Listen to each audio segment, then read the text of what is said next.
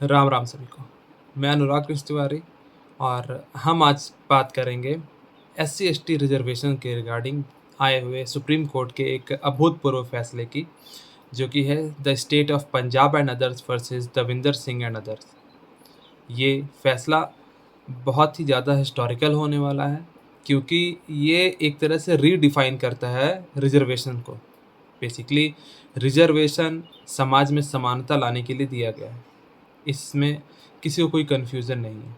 But ये जो reservation था, इसमें भी सब क्लासिफ़ाई करना और सब कैटेगरी बनाना, ये क्यों ज़रूरी है, ये इस फैसले ने बताया। अब इस फैसले को डिस्कस करने से पहले मैं आपको एक ब्रीफ हिस्ट्री बता देता हूँ या फिर इंट्रोड्यूस कर देता हूँ कि ये मामला सुप्रीम कोर्ट तक पहुँचा कैसे। दरअसल पंजाब सरकार ने एक कानून बनाया जिसमें उन्होंने एससी कम्युनिटी को 3 कैटेगरी में डिवाइड कर दिया, ए, बी एंड सी में। अब इस कैटेगरी के हिसाब से उन्होंने एक वैकेंसी में प्रेफ़रेंसेस दे दी, जो एससीज़ में जो पिछड़े थे। मतलब जो शेड्यूल कास्ट कम्युनिटी में जो सबसे पिछड़े कम्युनिटी थे, उन्हें ज़्यादा प्रेफ़रेंस दे दिया गया। उसके बाद बाकियों को अलग से दिया गया है उसमें सीट। इसको चैलेंज कर दिया गया Punjab and Haryana high court में। Punjab and Haryana high court ने उसे अनकॉन्स्टिट्यूशनल डिक्लेयर कर दिया, जिसे बाद में पंजाब सरकार ने सुप्रीम कोर्ट में चैलेंज कर दिया। अब ये जो सुप्रीम कोर्ट में मामला आया, ये 3 जज बेंच के पास था। ये 3 जज बेंच सुनवाई किया उस पे और उन्हें लगा कि ये लार्जर बेंच को सुनना चाहिए, फैसला करना चाहिए, तो उन्होंने उसे लार्जर बेंच को रेफ़र कर दिया। फिर 5 जज बेंच बैठाई गई इसमें, और 5 जज बेंच सुनवाई करते हुए उन्हें भी ये फ़ील हुआ कि ये और भी एक लार्जर बेंच बना के इसे सुनना चाहिए, क्योंकि ये बहुत ही ज़्यादा सेंसिटिव इश्यू है और बहुत ही कंट्रोवर्शियल मुद्दा। रिज़र्वेशन हमेशा से कंट्रोवर्शियल मुद्दा रहा है कि रिज़र्वेशन क्यों देना है, कब तक के लिए देना है, क्या ये परमानेंट है या नहीं है। तो इन सब चीज़ों से रिलेटेड मामला हमेशा आता रहा है न्यूज़ में। तो उसी में ये मामला भी था कि क्या सब कैटेगरी बनाना अलाउड है या नहीं है, वेदर इट इज़ कॉन्स्टिट्यूशनल और नॉट। तो फिर वो 5 जज बेंच ने 7 जज बेंच को रेफ़र कर दिया। अब 7 जज बेंच का जो जजमेंट आया, वो हम देखने जा रहे हैं, और इस कड़ी से धीरे-धीरे यहाँ तक ये जजमेंट पहुँचा था। अब ये 7 जज बेंच जो बनाई गई, उसमें हम सबसे पहले देख लेते हैं कि जजेस कौन-कौन से थे। तो सबसे पहले अगर हम देखें तो ये 7 जज bench was led by CJI DY Chandrachud. DY Chandrachud के अलावा इसमें justice BR Gavai, justice Vikram Nath, justice Pankaj Mittal, justice Manoj Mishra, justice Satish Chandra Sharma and justice Bela M Trivedi, ये 7 जजेस थे। अब ये 7 जजेस की बेंच ने 6-1 मेजॉरिटी से डिसीजन दिया है। इसका मतलब है कि 6 जजेस ने कहा है कि हाँ, स्टेट शेड्यूल कास्ट के लिस्ट में सब कैटेगरी बना सकती है, और एक जज ने कहा है कि नहीं, वो नहीं बना सकती। और ये बेला एम त्रिवेदी जी हैं। जस्टिस बेला एम त्रिवेदी ने डिसेंटिंग ओपिनियन दिया है इसमें और कहा है कि नहीं, ये स्टेट गवर्नमेंट की जुरिस्डिक्शन में नहीं है उस लिस्ट से छेड़छाड़ करने का। और उन्होंने एक 2005 का जजमेंट है, EV Chinnaiah versus state of Andhra Pradesh, उसको कहा है, उसमें भी ये सेम मैटर आया था। आंध्र प्रदेश ने भी ऐसे ही एक कानून बनाया जिसे चैलेंज किया गया था, और उस कानून को चैलेंज करते हुए सुप्रीम कोर्ट में ये फैसला आया कि स्टेट गवर्नमेंट इसे मतलब सब कैटेगराइजेशन नहीं कर सकती है, और उसे अनकॉन्स्टिट्यूशनल डिक्लेयर कर दिया था और कहा था कि एससी जो कम्युनिटी होती है, जो कि आर्टिकल 341 में डिफाइंड है, वो डिफाइंड नहीं है, सॉरी, आर्टिकल 341 में उसका एक लिस्ट तैयार करते हैं प्रेसिडेंट। वो एक होमोजीनियस ग्रुप है, इट मीन्स वो होमोजीनियस ग्रुप है, तो सभी एक बराबर हैं, आप उसमें सब कैटेगरी नहीं बना सकते हैं। ये ऐसा मानना था जस्टिस बेला एम त्रिवेदी का। पर जो 6 जजेस हैं, उन्होंने कहा कि नहीं, स्टेट के पास पूरा अधिकार है, स्टेट इसमें सब कैटेगरी बना सकता है। अब इसी जजमेंट को हम कुछ 2-3 कड़ी में देखेंगे। सबसे पहले हम देखेंगे कि ये कौन-कौन से कॉन्स्टिट्यूशनल प्रोविज़न्स हैं जो इस केस से रिलेटेड हैं। दूसरा हम देखेंगे कि इश्यूज़ क्या-क्या थे, जिस इश्यूज़ पर डिस्कशन हुआ है इस केस में। इसके बाद फिर हम देखेंगे जो काफ़ी इम्पोर्टेंट है कि पिटिशनर के तरफ से क्या सबमिशंस दिए गए हैं। क्योंकि ऑब्वियसली इतना लेट मुझे जजमेंट का रिव्यू करने में और ये वीडियो बनाने में इसलिए हुआ क्योंकि मैं गो थ्रू कर रहा था जजमेंट से। मैं पढ़ रहा था कि हाँ, इस जजमेंट में एक्चुअली में दिया क्या गया है और क्या-क्या पॉइंट्स है जो रखे गए हैं। तो मैंने पिटिशनर के सबमिशंस देखे, वो मुझे बहुत ही जेन्युइन लगे और मुझे लगा कि आप लोगों से शेयर करना चाहिए।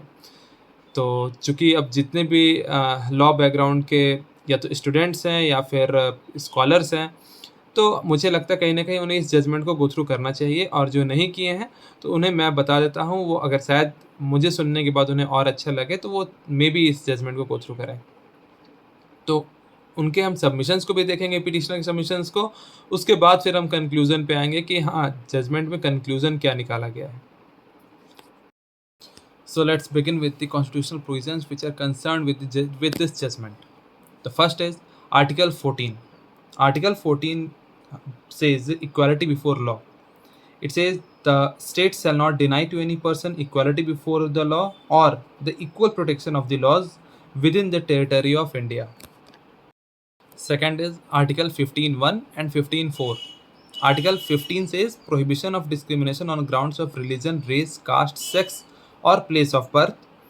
15.1 says the state shall not discriminate against any citizen on grounds only of religion, race, caste, sex, place of birth, or any of them. 15.4 says nothing in this article or in clause 2 of Article 29 shall prevent the state from making any special provision for the advancement of any socially or and educationally backward classes of citizens or for the scheduled castes and the scheduled tribes. Next is Article 16.1, 16.2, 16.4. Article 16 says equality of opportunity in matters of public employment. 16.1 says there shall be equality of opportunity for all citizens in matters relating to employment or appointment to any office under the state. 16.2 says no citizen shall, on grounds only of religion, race, caste, sex, descent, place of birth, residence, or any of them, be ineligible for or discriminated against in respect of any employment or office under the state. 16.4 says nothing in this article shall prevent the state from making any provision for which reservation of appointments or posts in favor of any backward class of citizens which in the opinion of the state is not adequately represented in the service under the state. तो जो सबसे important provision है इस judgement के लिए वो 16.4 ही है कि 16.4 को आपको ध्यान में रखना है, इसका ज़िक्र आगे भी होता रहेगा। इसके बाद आर्टिकल 16 के बाद आर्टिकल 366(24) की बात होती है, जो कि शेड्यूल कास्ट को डिफ़ाइन करता है। आर्टिकल 366 में डेफिनेशंस दिए गए हैं, उसी में 366 क्लॉज 24 जो है, उसमें शेड्यूल कास्ट की डेफिनेशन है और ये इस तरह से डिफाइंड है। शेड्यूल कास्ट्स मीन्स सच कास्ट्स, रेसेस और ट्राइब्स और पार्ट्स ऑफ और group within such castes, races or tribes as are deemed under Article 341 to be scheduled castes for the purposes of this constitution. ये definition article 366(24) में है। इसके बाद फिर हम आर्टिकल 341 क्लॉज 1 और 341 क्लॉज 2 को देखेंगे। 341 में जैसा कि मैं आपको स्टार्टिंग में बता चुका हूँ कि प्रेसिडेंट एक लिस्ट तैयार करते हैं शेड्यूल कास्ट की, उसका प्रोविज़न है हमारे 341 में। 341 is scheduled castes. Clause 1 says the president may with respect to any state और union territory and where it is a state after consultation with the governor thereof by public notification specify the castes, races or tribes or parts of or groups within castes, races or tribes which shall for the purposes of this constitution be deemed to be scheduled castes in relation to that state or union territory as the case may be. Article 341(2) says Parliament may by law include in or exclude from the list of scheduled castes specified in a notification issued under clause 1 any caste, race, or tribe, or part of or group within any caste, race, or tribe, but save as aforesaid, a notification issued under the said clause shall not be varied by any subsequent notification. It means कि अगर एक list बना दिया गया है clause 1 में 341 clause 1 में president के द्वारा, तो उसे अमेंड केवल पार्लियामेंट कर सकता है, कोई फर्दर नोटिफिकेशन निकाल के उस लिस्ट में से निकाला नहीं जा सकता है। ये काम अब पार्लियामेंट का है कि किसे उस ग्रुप में लिस्ट में ऐड करना है, किसे निकालना है। तो ये 341 342 था।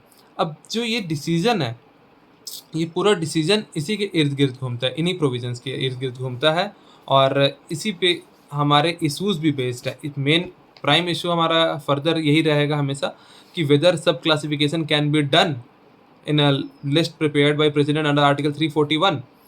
बट उसी इशूज़ के साथ जो और भी एक्स्ट्रा इशूज़ फ्रेम किए गए हैं इस जजमेंट में, वो मैं आपको बता देता हूँ। आपको ये पता होना चाहिए कि क्या इशूज़ थे इस जजमेंट में, इस केस में। The issue 1 is whether subclassification of a reserved class is permissible under Article 14, 15 and 16. Second issue is whether the scheduled caste constitute a homogeneous or heterogeneous group. Third issue is whether Article 341 creates a homogeneous class through the operation of the deeming fiction. Or fourth is whether there are any limits on the scope of subclassification.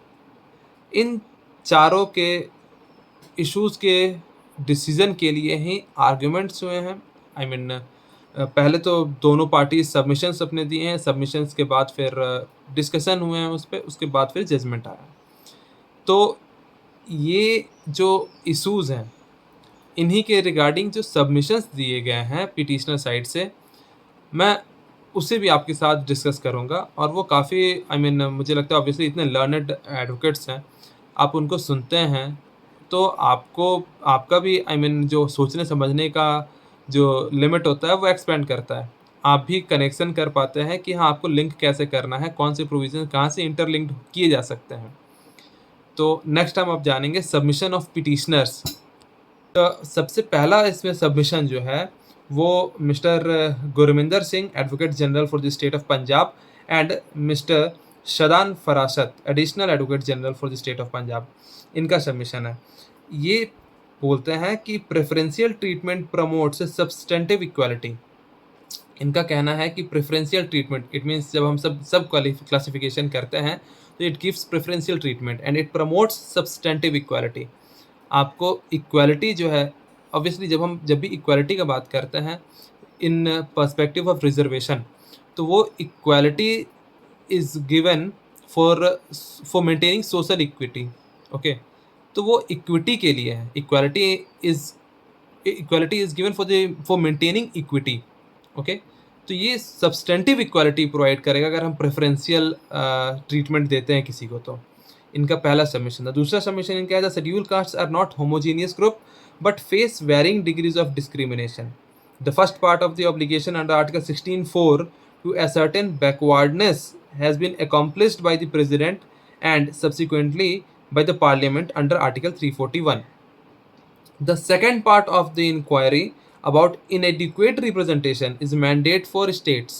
ये article 16(4) का जिक्र हो रहा है। Article 16(4) आपको बार बार जिक्र होगा यहाँ पर और आपको ध्यान में रखना होगा कि आर्टिकल 16(4) में क्या दिया गया था। फर्दर इनका जो थर्ड सबमिशन था वो था कि the state legislature has legislative competence to make preferences for the purposes of laws in relation to entry 41 of list second and entry 25 of list third of the 7th schedule of the constitution. 7th schedule हमारे list को define करता है। उसमें list दिए गए हैं, 3 list हैं हमारे पास, union list, state list and concurrent list. Union list में जो पावर है, आई मीन एक्सक्लूसिव पावर है यूनियन गवर्नमेंट के, सेंट्रल गवर्नमेंट का लॉ बनाने का। स्टेट लिस्ट में एक्सक्लूसिव पावर स्टेट गवर्नमेंट के पास है और थर्ड जो कंकरेंट लिस्ट में उसमें दोनों के पास पावर है, वो अपने हिसाब से बना सकते हैं, दोनों उसमें लॉ बना सकते हैं। बट जब एंट्री 41 ऑफ लिस्ट 2 हम देखते हैं तो उसमें PSCs का बात किया गया, पब्लिक सर्विस कमीशन, जो स्टेट पब्लिक सर्विस कमीशन है उसके रिगार्डिंग स्टेट गवर्नमेंट का एक्सक्लूसिव पावर है लॉ बनाने का। तो इनका सबमिशन है कि स्टेट पब्लिक सर्विस कमीशन के लिए अगर कोई एडवर्टाइज़मेंट हुआ है, उसमें हमें रिज़र्वेशन अलॉट करना है, तो ये स्टेट के जुरिस्डिक्शन में है कि वो चाहे तो सब क्लासिफ़िकेशन कर सकते हैं। साथ ही साथ अगर ये रिज़र्वेशन के रिगार्डिंग हो रहा है जॉब में, बट अगर एजुकेशन का हम बात करें तो फिर education entry 25 of list 3rd में है, वो कंकरेंट लिस्ट में एंट्री 25 में।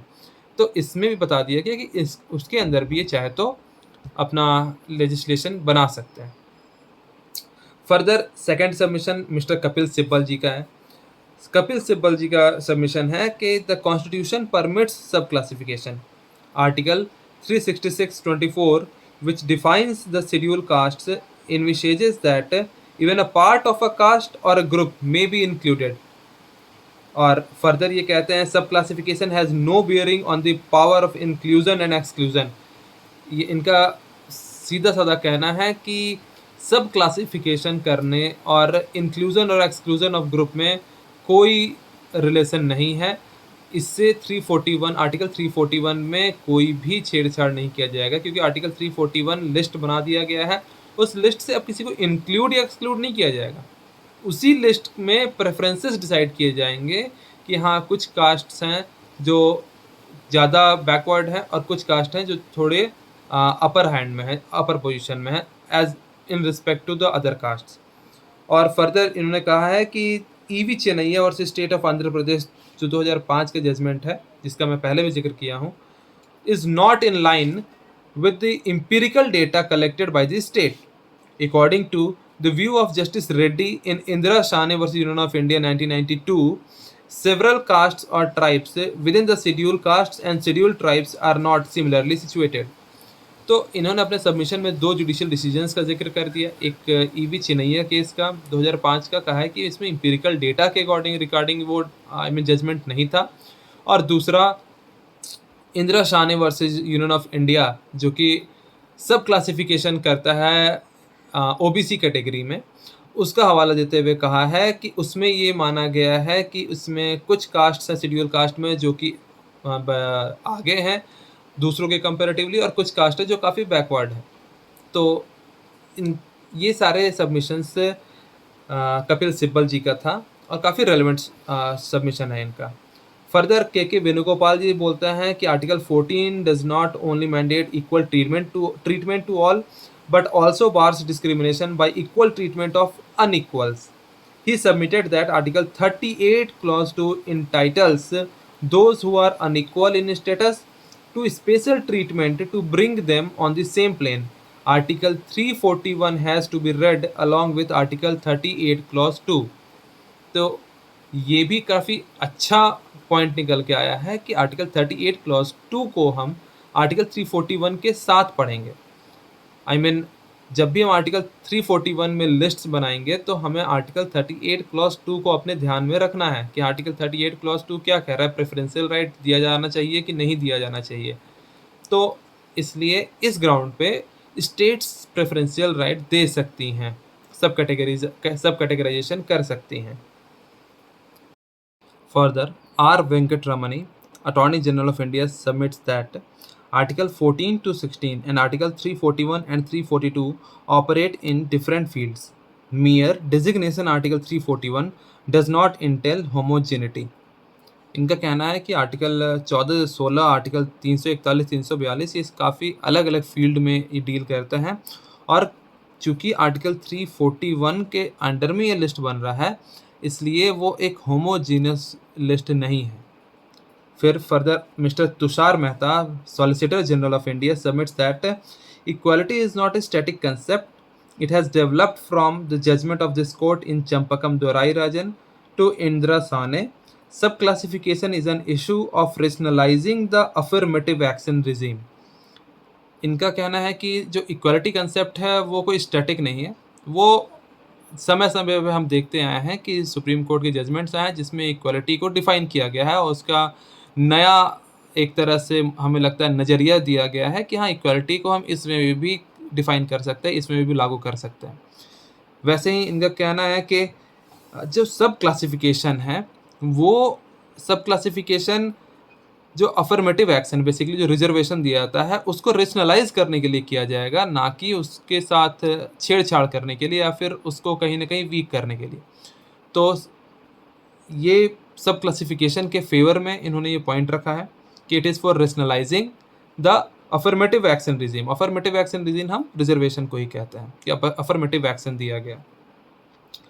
फर्दर मिस्टर निदेश गुप्ता सीनियर काउंसिल ने ये सब इनका सबमिशन है, काफ़ी इंपॉर्टेंट है ये submission. Adequate representation is a matter within the subjective satisfaction of the state, subject to backwardness and inadequacy of representation. Since Article 16(4) refers to backward classes of citizens collectively, scheduled castes are at par with the backward classes. चूँकि 16 clause 4 में बोला गया है backward classes of citizens के बारे में, इसलिए उसी में शेड्यूल्ड कास्ट भी आएंगे, शेड्यूल्ड ट्राइब भी आएंगे। इसमें अलग से शेड्यूल्ड कास्ट या शेड्यूल्ड ट्राइब की बात नहीं की गई है। Article 16(4) is a broader provision than article 15(4) and 15(5). क्यों? क्योंकि article 15(4) 15(5) refers to any special provision for the scheduled caste, वहाँ पे वर्ड यूज किया गया है the scheduled caste, but article 16(4) uses any backward class of citizens. Now the use of any in article 16(4), the use of word any in article 16(4) as opposed to the use of the word the to qualify the beneficiary classes in article 15(4) and 15(5) indicates that there is a greater discretionary power under article 16(4). It means बहुत ये simple सा इनका submission था कि 15(4) 15(5) में the schedule cast specific word use किया गया है, बट 16(4) में द शेड्यूल कास्ट यूज़ नहीं किया गया। वहाँ बोला गया है any backward class. It means any में वो डिसाइड, अब स्टेट गवर्नमेंट को डिस्क्रिप्शन इसमें मिल जाता है कि वो डिसाइड करे कि कौन सा क्लास है। क्योंकि जब हम बात करेंगे शेड्यूल्ड कास्ट का, तो शेड्यूल कास्ट खुद में कोई कास्ट नहीं होता है। आप किसी से भी पूछेंगे कि तुम्हारा कास्ट क्या है, तो वो शेड्यूल्ड कास्ट नहीं बता सकता है, क्योंकि शेड्यूल्ड कास्ट कोई कास्ट नहीं है, it is a legal fiction. वो कॉन्स्टिट्यूशनल एक कास्ट डिक्लेयर किया गया है कि हाँ सच कास्ट्स आर शेड्यूल कास्ट, जिसमें कि काफ़ी सारे कास्ट्स को इंक्लूड किया जाता है। तो डिफरेंट कास्ट्स का एक ग्रुप है जिसे शेड्यूल्ड कास्ट कहते हैं। तो उसी का हवाला देते हुए ये कहे हैं कि इसमें एनी बैकवर्ड क्लास का बात किया गया है, ना कि शेड्यूल्ड कास्ट का बात किया गया है। लास्ट में मिस श्रद्धा देशमुख जी सबमिट करती हैं that sub classification is essential for better representation of weaker among the scheduled caste. तो इनका भी सबमिशन काफ़ी मायने रखने वाला बात है कि सब क्लासिफिकेशन क्यों एसेंशियल है, क्योंकि it will provide better representation to weaker among the schedule caste. Schedule caste में जो वीकर सेक्शन है उन्हें बेटर रिप्रेजेंटेशन देने के लिए हमें सब क्लासिफिकेशन करना बहुत ज़रूरी है।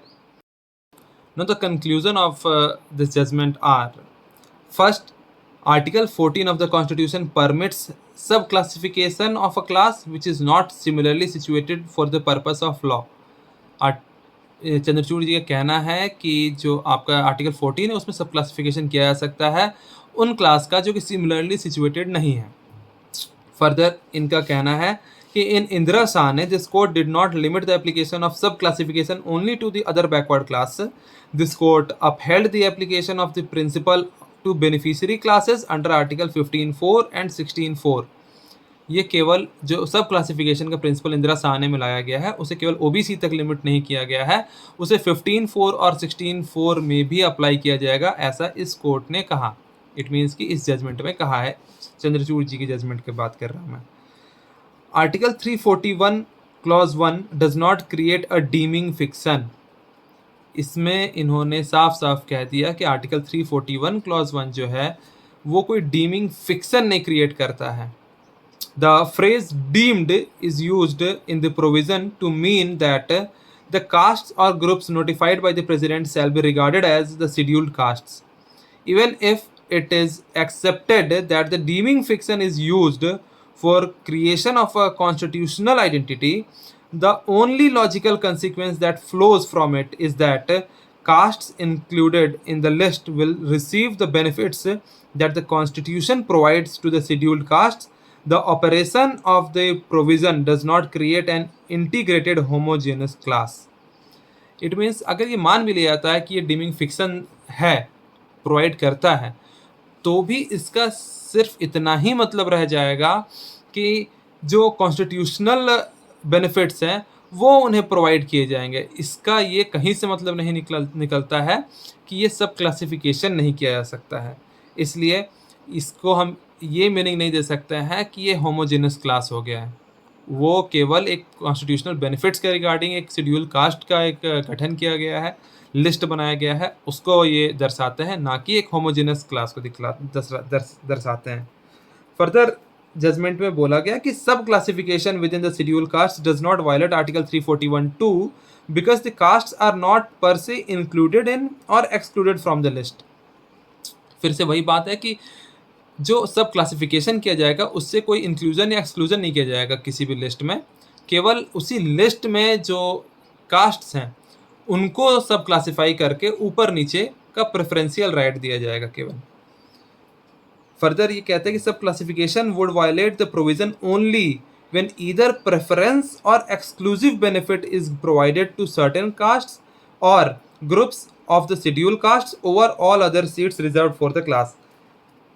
तो इन्होंने इस चीज़ को भी क्लियर कर दिया है अपने जजमेंट में कि ये तभी वायलेट करेगा कॉन्स्टिट्यूशनल प्रोविज़न को अगर जब हम सब कैटेगराइजेशन करते हैं तो फिर जो कुछ कास्ट्स हैं उन्हें हम सारा राइट और ये सारा सीट प्रोवाइड कर देते हैं जो कि शेड्यूल कास्ट के लिए रिजर्व किया गया है, जबकि ऐसा सब कैटेगराइजेशन में नहीं है। सब कैटेगराइजेशन में प्रेफरेंशियल राइट केवल दिया जाएगा कुछ सीट्स पे और बाकी सीट्स जो हैं वो सबके लिए, बाकी शेड्यूल कास्ट के लिए ओपन रहेंगे।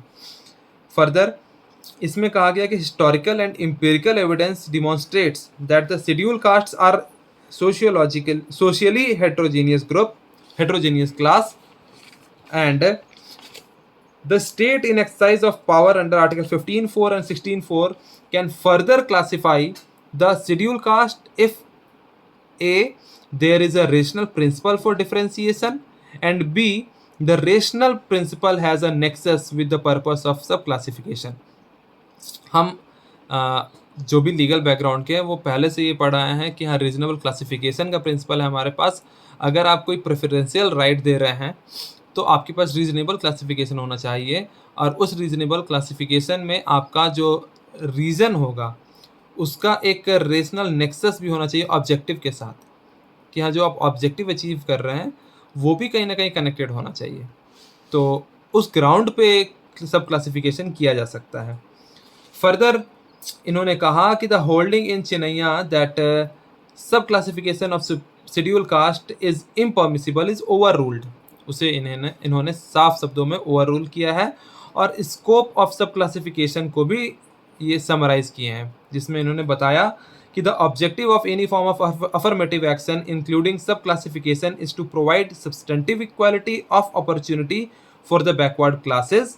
The state can subclassify inter alia based on inadequate representation of certain castes. However, the state must establish that the inadequacy of representation of a caste or group is because of backwardness.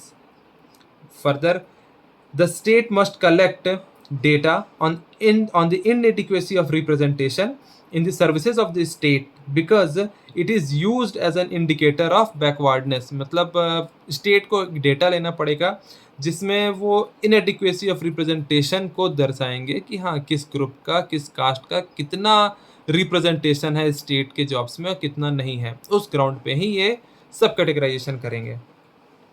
इसमें अब article 335 का भी जिक्र आया है जो कि काफ़ी इंपॉर्टेंट हो जाता है। Article 335 of the constitution is not A limitation on the exercise of power under article 16(1) and 16(4). Rather, it is a restatement of the necessity of considering the claims of the scheduled caste and scheduled tribes in public services. Efficiency of administration must be viewed in a matter which promotes inclusion and equality as required by Article 16(1).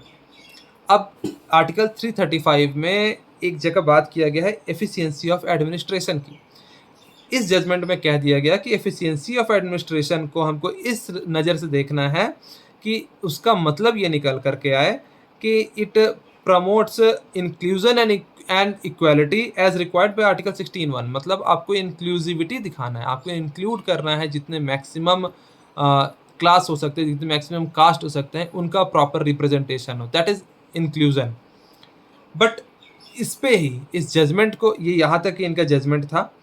इसके बाद फिर एक एक genuine question आता है जो कि मुझे लगता है काफ़ी चैलेंजिंग है इनके लिए, जिस पे हम क्रिटिसाइज़ कर सकते हैं इस पर्टिकुलर जो ये डेफिनिशन दिया गया है एफिशिएंसी ऑफ एडमिनिस्ट्रेशन के लिए।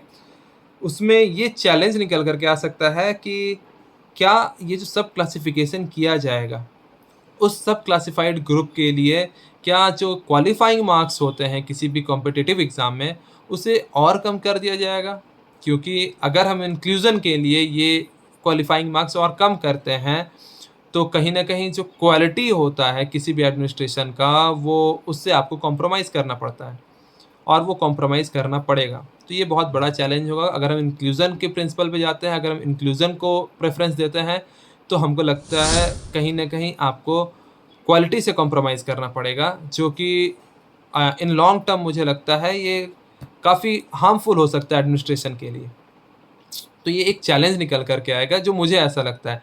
आपको क्या लगता है? आप भी ये बता सकते हैं। आप गो थ्रू कीजिए जजमेंट को, जजमेंट में पढ़ने के बाद आपको अगर लगता है कि हाँ, कुछ और चैलेंजेज़ हैं इसमें, तो आप उसको डिस्कस कर सकते हैं। आप कमेंट में मुझे बता सकते हैं या फिर आप पर्सनली रीच आउट कर सकते हैं, क्योंकि अभी तक मुझे लगता है जो पर्सनल मेरे कॉन्टैक्ट्स हैं, वो काफ़ी ज़्यादा मेरे साथ डिस्कस करते हैं मेरे वीडियोज़ को।